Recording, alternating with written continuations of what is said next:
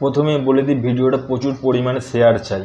যদি বাঙালি হয়ে থাকে শেয়ার করো, আর যদি মনে হয় বাঙালির তো এই নীতিটা আছে যে কি হবে, ও হাঁটাও, আমি তো আছি ভালোভাবে, কোনো অসুবিধা নেই। পাশের লোকের ঘরে যেরকম কাঁচ ঢিলটা পড়ছে, তার জানলার কাঁচটা ভাঙছে, ঢিলটা যখন তখন তোমার ঘরে ঘুরে যেতে পারে, তোমার দেয়ালের কাঁচটা জানলার ভাঙতে পারে। ঠিক আছে, ওই জন্য এখন থেকে সাবধান হয়ে যাও বাঙালি। ভিডিওটা শেয়ার করে পৌঁছে দাও সবার কাছে। ভিডিওটা পুরো দেখার জন্য সবাই কাছে অনুরোধ রইল। আচ্ছা, কালকে দেখলাম হঠাৎ শিয়ালদা স্টেশনে বিহারিরা বাঙালিদেরকে মারল। আমরা বাঙালিরা কি করলাম তার জন্য? ফেসবুকে গিয়ে আর ছোট ছোট কমেন্ট করলাম, না এটা উচিত হয়নি, ওদের এত সাহস হয়ে গেল কি করে, ওরা কোথা থেকে এত সাহস পাচ্ছে, ওরা আমাদেরকে আমাদের রাজ্যে আমাদের মারছে, এর থেকে বেশি আমরা কেউ কিছু করেছি? এটা যদি কোনো হিন্দিভাষী রাজ্যে হতো, এতক্ষণে কি হতো, ভাঙচুর, আগুন জ্বলে যেত। ঠিক আছে, কিন্তু আমরা বাঙালিরা আমরা ফেসবুকে কমেন্টটা করতে ভালোবাসি, ফেসবুকে শেয়ারটা করতে ভালোবাসি। ঠিক আছে, আমরা এর থেকে বেশি কিছু পারি না, ভবিষ্যতেও পারবো না। আমরা তাই সব জায়গায় মার খাই। ট্রেনে আমরা যদি ঘুরতে যাই, যারা বাইরে ট্রেনে ঘুরতে যায় তাদের হেভি অভিজ্ঞতা আছে, তারা জানে বাঙালিদের সাথে কিরম ব্যবহারটা হয়। ট্রেনের কথা তো বাদ দিলাম, ইদানিং তো দেখছি বাইরে থেকে কিরমভাবে বাঙালিদের মেরে তাড়ানো হচ্ছে, বলছে বাংলাদেশি।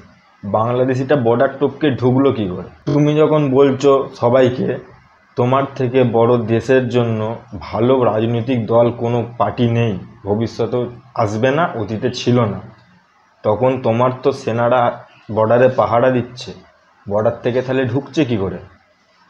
বর্ডার থেকে অন্য দেশের লোকরা এই দেশে ঢুকছে কি করে? তুমি এখন বলছো বাংলাদেশি বাংলাদেশি, সেই বাংলাদেশির সাথে বলে বলে সে বলে না গমের সাথে লোহাও পিষে যায়, তাই হচ্ছে। বাংলাদেশি বাংলাদেশি বলে পশ্চিমবঙ্গের স্থানীয় বাঙালি যারা দীর্ঘদিন ধরে বাইরে কাজ করছে তাদেরকেও মেরে তাড়া করছো। এটা তো হচ্ছে বাইরের রাজ্যে। আমাদের রাজ্যের ভেতরে কি হচ্ছে, আমরা বাঙালিরা কি করছি তার জন্য? আমাদের রাজ্যের কোনো বিহারি, কোনো ইউপির, কোনো হিন্দিভাষী লোকের সাথে কিছু কথা হলে তারা বাংলাদেশি বলছে। এটা আজকের নয়, এটা 10 বছর 15 বছর আগে থেকেও হয়ে আসছে।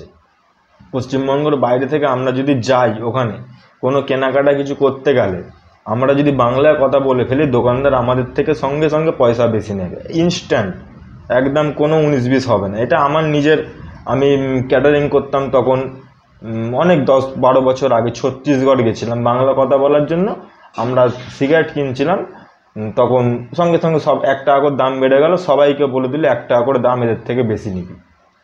তো এটা ইনস্ট্যান্ট হচ্ছে, এবং এখানে চারিদিকে ওরা গেড়ে বসে আছে। আমরা বাঙালিরা কি করছি, ফেসবুকে কমেন্ট করছি, আচ্ছা ইউটিউবে ভিডিও বানিয়ে ছেড়ে দিচ্ছি, নিচে ঝামেলা হচ্ছে কারোর সাথে কিছু, একজন চারিদিকে বাঙালি, একটা বিহারি চেল্লাচ্ছে তুমি বাংলাদেশি বাংলাদেশি, আশেপাশে 50-100 বাঙালি ঘিরে দাঁড়িয়েছে, তাদের কিন্তু বলার কারোর কোনো সাহস নেই।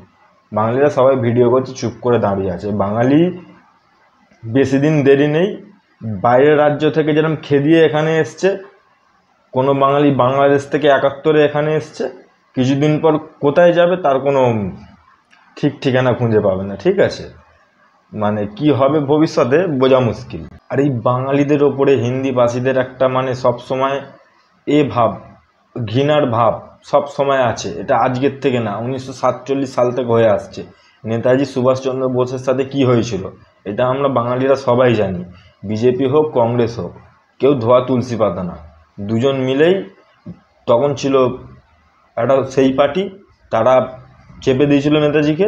পরে যে পার্টি এসছে কেউ কোনোদিন তোলেনি এই মানে বিষয়টাকে তুলে ধরেনি পাবলিকের সামনে, যে নেতাজি সুভাষচন্দ্র বসুর দেশের স্বাধীনতার প্রতি কী অবদান ছিল।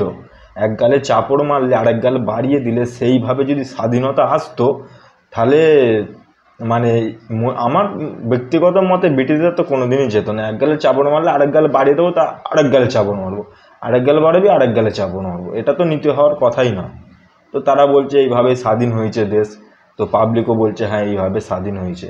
আজকের যেভাবে পশ্চিমবঙ্গটাকে হিন্দিভাষীরা গ্রাস করে নিয়েছে, আমরা যদি না নিজেদের হালটা আমরা নিজেরা ধরি, আজকে শিয়ালদায় মেরেছে, কালকে ঘরে ঢুকে মারবে। স্থানীয় বাঙালি আমরা, আমাদেরকে বলবে তোমরা বাংলাদেশি বলে পাঠিয়ে দেবে।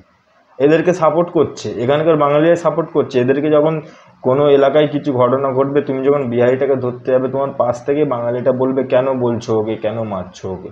ও যখন মারবে ও আবার চুপ করে দাঁড়িয়ে থাকবে, দেখবে, মজা নেবে। বাঙালি এইটা, গাছে কেউ উঠলে তার পাটা ধরে আমরা ভালো করে টানতে পারি, এর থেকে ভালো কিছু আমরা করতে পারি না, কোনোদিন আমরা নিজেদের থেকে আশা করতে পারি না। আমরা এরকমই সবসময়, এর আগেও ছিলাম, এখনই আছি, ঠিক আছে। না হলে আজকে বাংলা পক্ষ লড়ছে, যাই হোক, সে কোনো রাজনৈতিক ছত্রছায়ায় থাকুক না থাকুক সেটা দেখার বিষয় না। বিষয়টা হচ্ছে বাঙালি যদি কোনো জায়গায় অত্যাচারিত হয়, বাঙালি যদি কন্ট্যাক্ট করে বাংলা পক্ষর সাথে, বাংলা পক্ষ সেখানে যাচ্ছে, গিয়ে ফাইট দিচ্ছে, আজকেরে দাঁড়িয়ে বাংলা পক্ষই বাঙালির হয়ে কথা বলছে, ঠিক আছে। রাজনৈতিক দলরা ওপেন স্টেজে বলবে, তারা বলে আবার পিছন দিক দিয়ে তারা কোনো কাজ করবে না, ঠিক আছে। যাই হোক, সে কোনো রাজনৈতিক ছত্রছায়ায় থাকুক না থাকুক, সে আওয়াজটা তুলছে, কাজ করছে। বিহারিরা, হিন্দিভাষীরা একটু হলেও যে না, এটা এদের রাজ্য। মহারাষ্ট্রে কি হয়েছিল, মহারাষ্ট্রে বালাসাহেব ঠাকরে কি করেছিল, মারাঠি না বললে সে কি করতো। তো আজকে আমরা কেন করতে পারবো না? আমরা পুরো দেশে আমাদের সাথে এরম ব্যবহার হচ্ছে।